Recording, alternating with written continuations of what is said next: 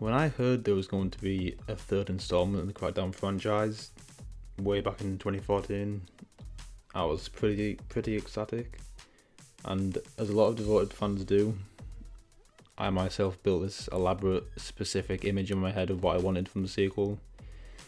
Because in terms of video games, fans understand where the game's strengths lay.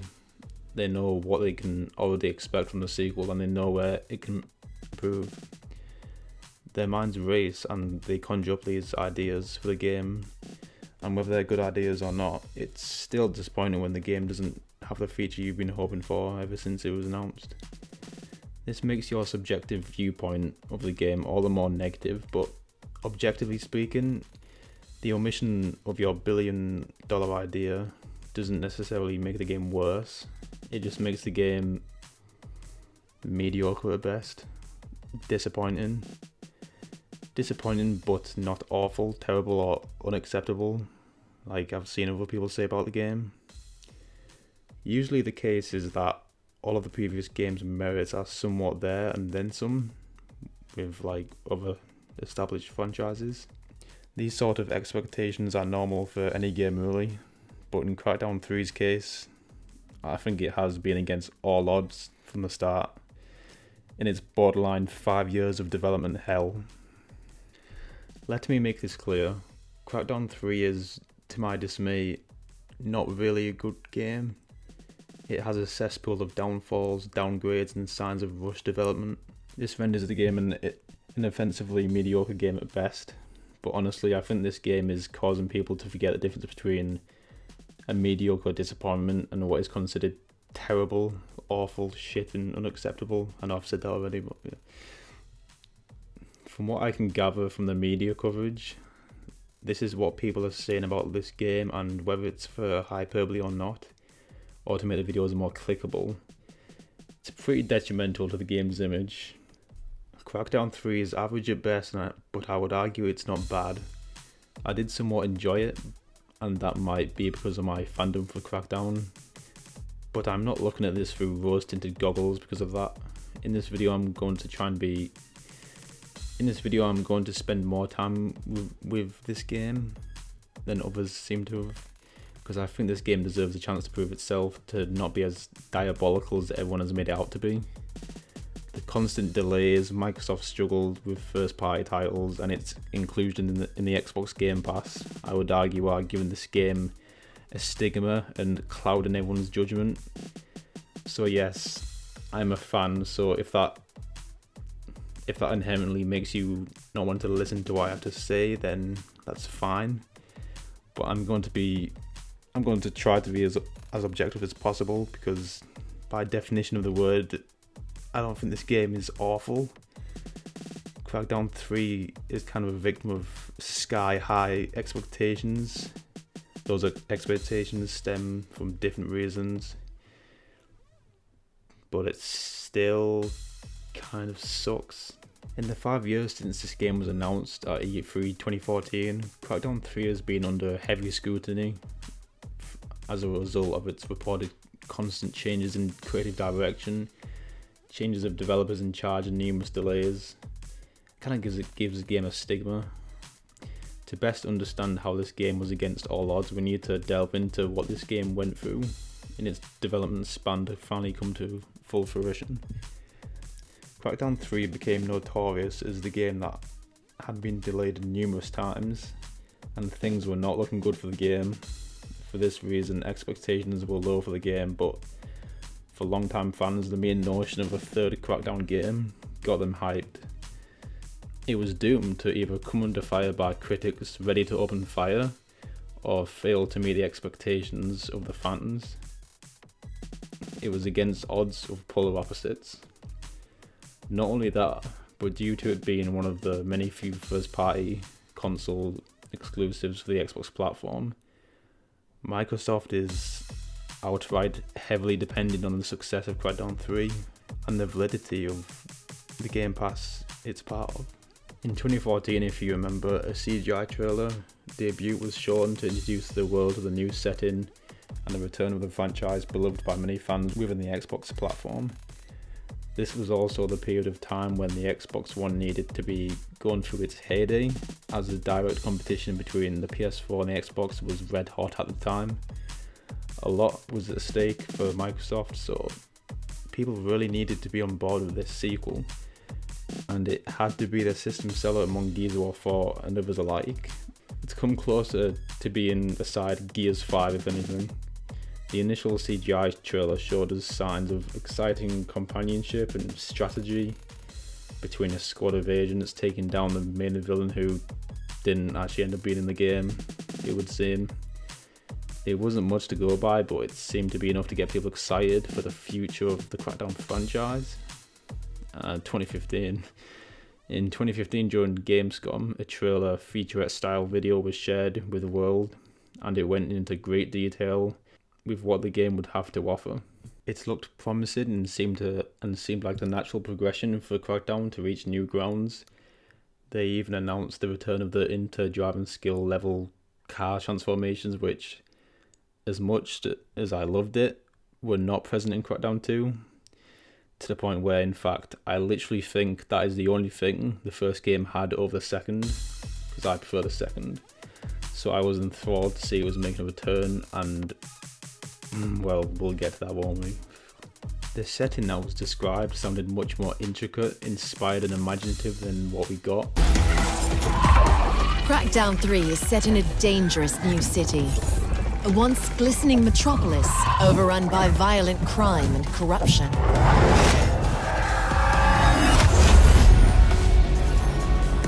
Life in Gangland is an intricate web of dangerous interconnections. A dynamic ecosystem with multiple moving pieces. A criminal hierarchy to be dismantled any way you choose. This further cemented the game being a victim of its false, deceptive marketing over 4 years. But above all else, the crux, the selling point of this game was the utility of the Microsoft Cloud to compute the cloud destruction technology, which would allow any building in the game to incrementally be destroyed in the most authentic, realistic way possible. And it sounded great on paper, it looked great on screen. What we saw looked revolutionary, and it would have put Crackdown on a pinnacle pedestal if it was actually done right. It was sold as an expansive, bombastic, frenetic sandbox, and this accelerated the hype until things got complicated when Regent, I think I'm pronouncing that right, Regent Games left the project in 2018. Honestly, I think this is where it all went down. It all went downhill from here. During E3 2017, if we go back a bit, we got another trailer for the game, but this time with a major sign of panic behind the scenes of Crackdown 3, because, at least in the way I saw it, the sudden addition of Terry Crews in the marketing of the game just felt desperate and cynical, like it's really something they needed. Someone clearly believed that the game needed X celebrity for the game to financially succeed and get wire sales figures, because the game as a product wasn't good enough for them, and it probably wouldn't have been good enough for us, being honest. This eventually grew to his role in the game itself that virtually adds nothing of value to the game, if I'm being honest, save for some quippy lines of dialogue if you choose to play as him, and his face haphazardly modelled onto the playable agents. I'm sorry, but Terry Crews' part of this game was purely for marketing purposes and nothing more. It's very apparent. If that wasn't the case, if that wasn't the agenda behind doing things like this, then plenty of other much better games would follow suit. I don't know, Red Dead Redemption 2 would have Tom Hardy or something. The Last of Us would have Hugh Jackman. Yeah, cliche, I know. If merely attaching a big name was actually for the betterment of the game, people would do this more often. But it's not. It's for exposure and word of mouth and nothing more. This is the same for literally every product in existence. You see Ryan Reynolds in an ad for aftershave. Does he actually give a shit about it? No. Do they give a shit about him? No, he's a big name with devoted fans. If he endorses the product, then his fans will show interest. It is the same situation with Crackdown 3. Even if Terry Crews has, I don't know, played all the Crackdown games, his presence in the game is still a business strategy. Soon everyone understands that, the better, I guess. Now E3 2018 is where things were looking less than stellar, as we got yet another trailer. At this time, development had recently moved to Sumo Digital, and whilst it is commendable of them to actually get the game finished in a time where it seemed very unlikely that would happen, the final product is a mere shadow of what was presented to us 4 years ago. Okay, so what I'm about to say here, I suppose, is my opinion. I'm not a big fan of the overreacting forced energy coming from his character. The commander, who talks to you throughout the game, oozes authority, sophistication and attitude that could sustain morale with every agent. This guy is just loud and fucking obnoxious.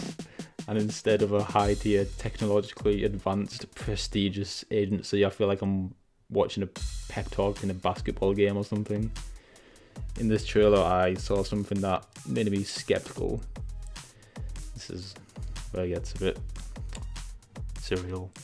Upon pausing and replaying what I saw, I became pretty fucking disturbed.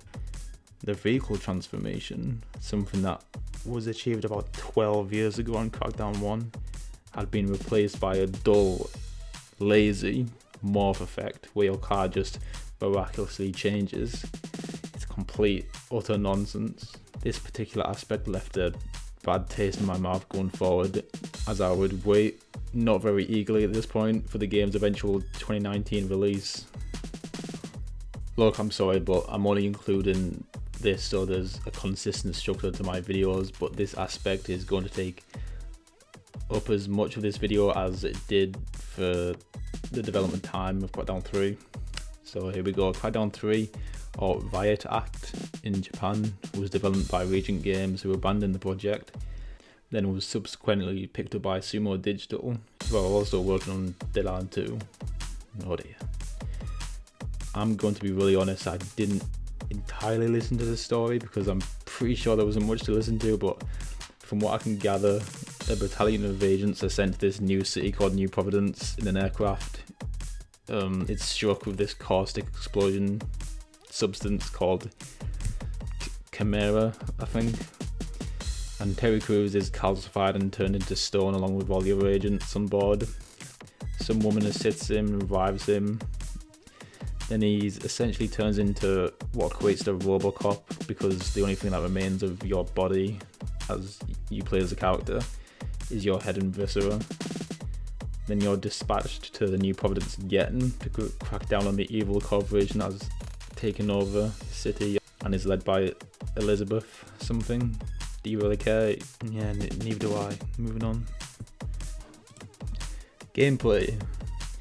This and the map design of the campaign are probably where this game shines the most, but not as brightly as I would have hoped. And they do not shine as much as the gameplay mechanics in Crackdown 1 and 2, but it's not completely appalling here. The drive and incentive to constantly trudge your way through countless enemies in order to upgrade your attributes is definitely still here, and it's one of the things that has always made Crackdown an engaging and progressive experience. Agility is one of the most integral attributes to your agent, as it's the way in which you traverse the city. Each time you upgrade your agility, you can jump higher, leap further, and thrust more times covering a larger distance. Scaling buildings and tall propaganda towers feels quite rewarding, to be honest. It feels as if you're putting effort and precision into scaling these structures, although the absence of the gliding from Crackdown 2 was pretty unfortunate. The gliding in Crackdown 2 just added more depth into traversing Pacific City. Being able to thrust in midair is a useful way to dodge from projectiles when thrown at you. Overall, the tactile feeling of manoeuvring around feels fluid, and the game delivers full control to you. Except, more often than not, the Y button to switch weapons seem to be unresponsive for me. I don't know if that's just in my case, I'm not sure. The strength attribute is something I have a problem with, and the way the game lets you and doesn't let you use them. This is another example in a long line of rather disappointing deductions that I'll never understand, and the rules for them don't seem consistent either. Some of these in some way fall into agility as well, but this is predominantly strength based. First off, the ground pound ability doesn't make a whole lot of sense to me. When you perform a ground pound, you do not descend to the ground faster, which would visually, logically explain how the fist makes so much impact as it collides with the ground and inflicts devastating splash damage. It makes sense in Crackdown 1 and 2, but here you descend to the ground at the same ordinary speed. Then when you hit the ground, you gain momentum out of nowhere. It used to be a technique to get somewhere faster if it was directly below you, and you would used to have to judge if the amount of fall damage you would receive from taking a fall would be compensated by the damage it inflicts on enemies. You'd have to see if it was worth it, see if you'd survive by the time you get to the ground. But Jesus Christ, in Crackdown 3, the rate in which you descend to the ground is fixed, I'm pretty sure, meaning you can actually save yourself from fall damage from a gargantuan height by ground pounding your way down, because you were going slower than normal to the point where you in fact survive as a result. Yeah, just let that sink in for a moment. It's kind of broken. When you punch or kick a vehicle, the vehicle is impervious in that it does not move. Sure, you damage it, but you can no longer kick a car into a group of enemies. You can pick up the vehicle and throw it, but that shouldn't have to be the only thing you can do. The firearms are serviceable. You have your traditional weaponry, such as the PDW that I used. It's a mid-ranged SMG. There's also a 3-burst plasma rifle, which is handy if being far away from your enemy is an admirable situation.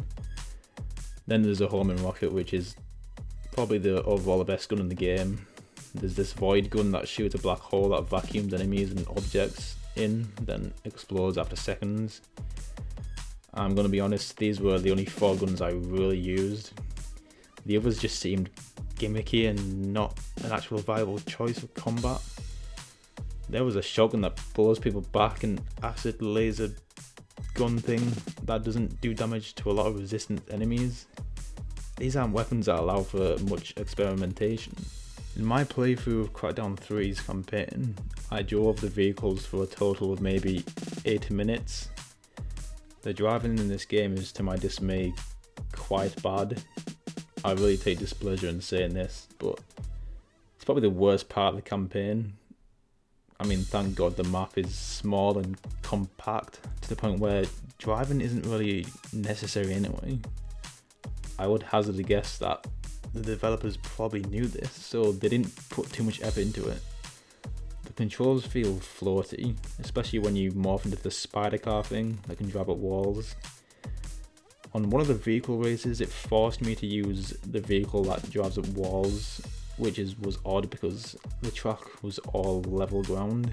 That was peculiar.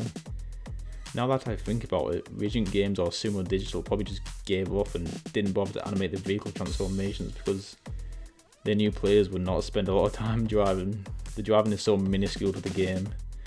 It's so inconsequential and borderline useless. There is not a single plateau, crevice or anything of the sort where you need a vehicle to access that area. The thrusters and the ability to leap great distances is more than enough. Also, just to put emphasis on this, I thought the way the vehicles would transform, dependent on your driving skill in the first Crackdown, was just fucking awesome. Even if it wasn't your vehicle, if you got in the driver's seat, it would have become something holier than now. This system was limited to the 3 agency vehicles in the original Crackdown, but the concept could have flourished. It could have been pretty fantastic. There was a scenario where I was atop of a skyscraper and I wanted to get down to my waypoint, so I just leapt off and descended down rapidly. I was thinking this through. I knew I could thrust twice at least to alleviate the fall damage and practically cancel it out, but because I was falling so rapidly, the game clearly went into a state of the player is fucked mode or something, That's all the only way I can articulate it, because the game just disabled my thrusters to a state of ineptitude. This is an example of rules not being logically consistent in a game that's supposed to provide you with the tools that function in a certain way. When the laws of the world you're playing in fluctuate, the immersion is kind of diminished. It's just like a plot hole or a contrivance in the narrative. You are no longer in control. The developers are just pulling strings in this game. Ultimately, despite its shortcomings, I would actually say the gameplay and the controls are the best part, despite what I've just said, which isn't a great sign. It's what ascends the game from being hot garbage to just mediocre. I have to say, I did enjoy the map. The way the New Providence map is designed is tailored by the drive that motivates the player to augment your agent to jump new heights. In Crackdown 3, you start off in a Pier-esque slums type area in a flourishing city.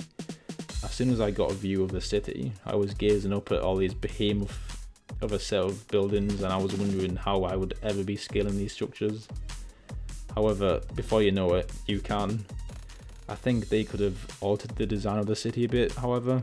Despite New Providence being a new setting, it is much like Pacific City from the previous two games.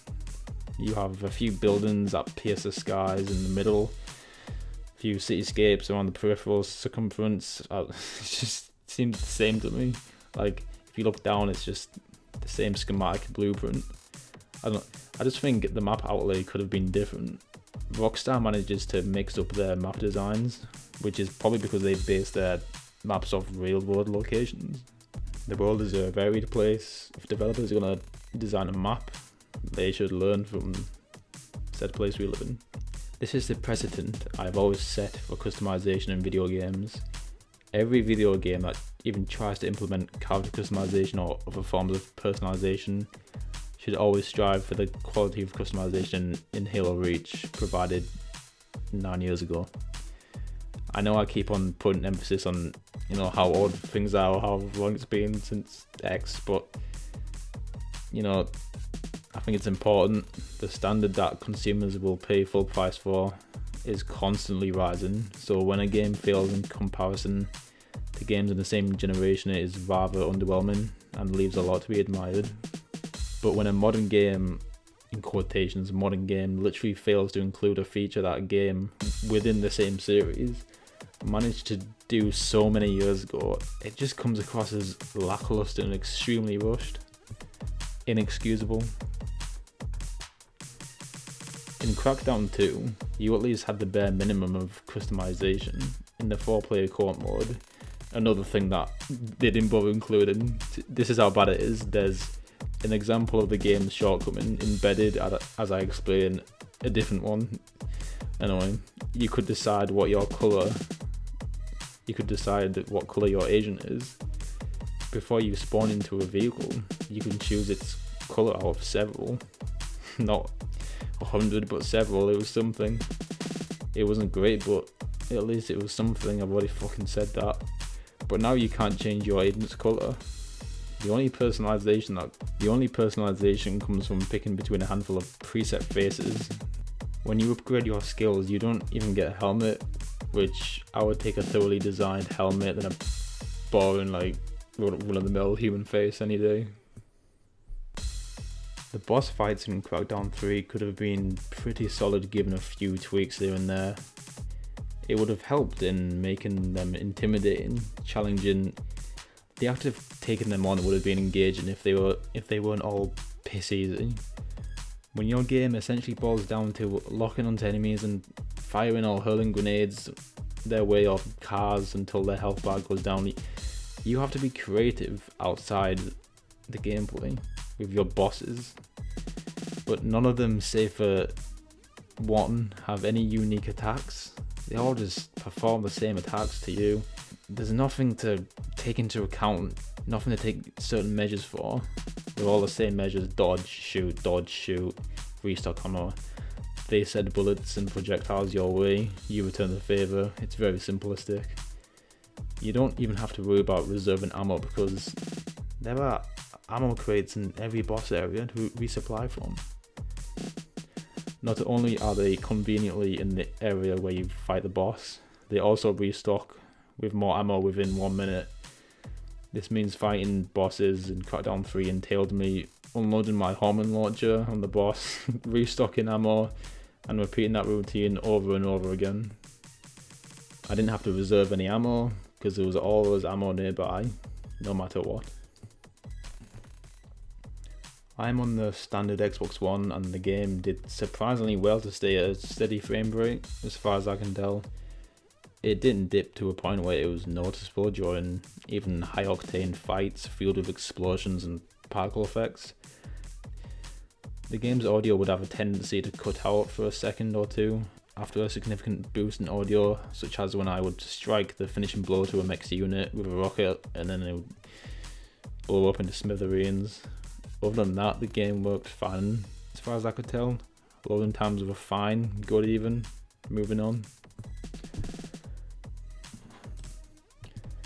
Considering that the selling point of this game from the very start in 2014 was the utility of Microsoft's revolutionary cloud engine, that all this hype around Crackdown 3, and the fact that in every trailer, interview and marketing material for that matter, they put pretty heavy emphasis on this aspect of the game.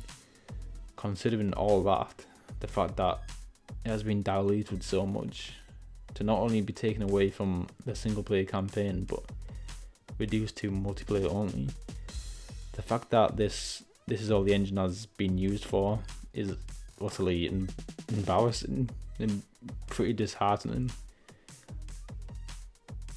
I'm just shooting at straws at this point for every negative word I can muster. The engine has been used in something that merely amounts to attacks on multiplayer mode, like just any other run-of-the-mill single-player games. I mean, you don't really get them anymore in single-player games, but you know what I'm talking about.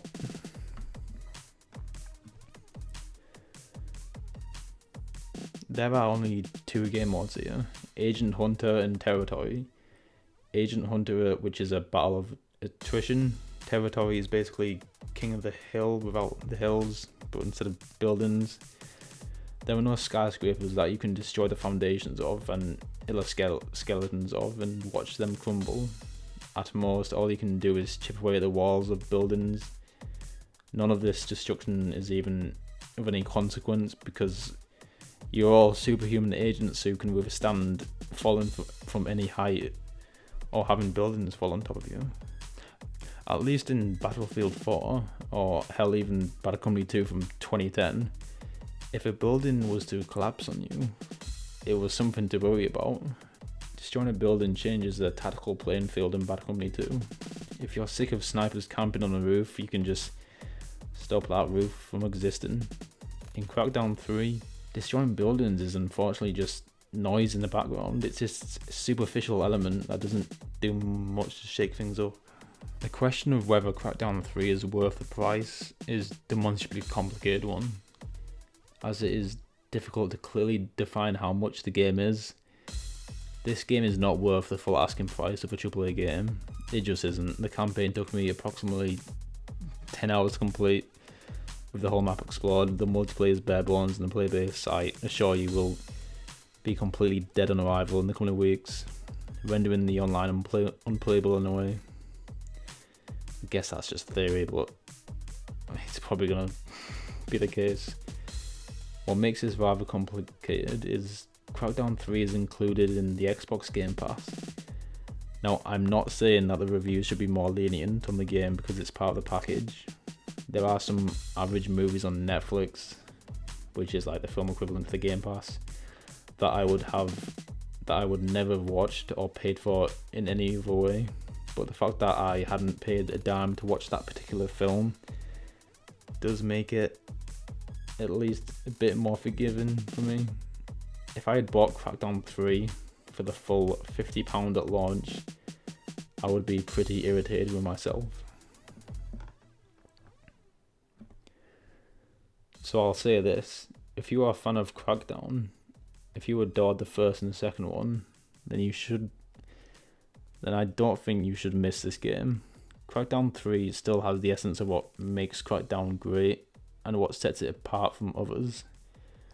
I didn't pay a dime for this game technically because I started a 14-day trial for the Game Pass, and I'm probably going to try and cancel it before it charges me, but we'll see how that goes. Well, I think this just about wraps it up.